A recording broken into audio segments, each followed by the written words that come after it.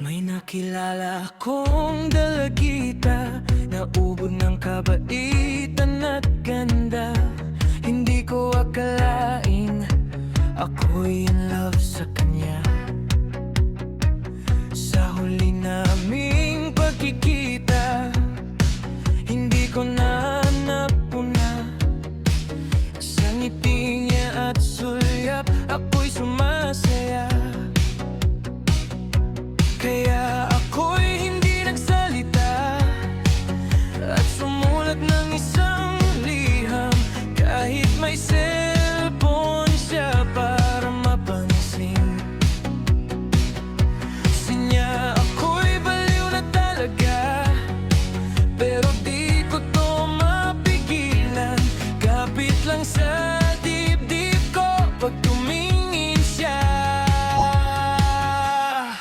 Gusto ko siya, ako'y in love na talaga.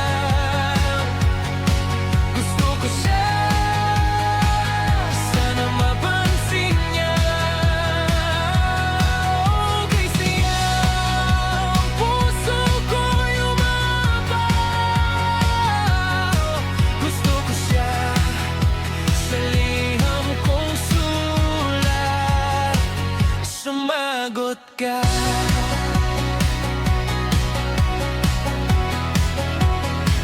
Akala ko'y hanggang tingin lang, hanggang ngiti at tahimik na araw. Pero bawat sulyap niya may apoy na tumatawag. Anong klase akong taong tanggap niya sa mundo? Yan ang tanong ko habang hawak ang liham ko. Maya ako'y hindi nagsalita at sumulat ng isang liham, kahit may cellphone siya para mapansin. Sinya ako'y baliw na talaga, pero di ko to mapigilan. Kapit lang sa dibdib ko pag tinawag niya. Gusto ko siya, ako'y in love na talaga. Gusto ko siya, sana mapansin niya.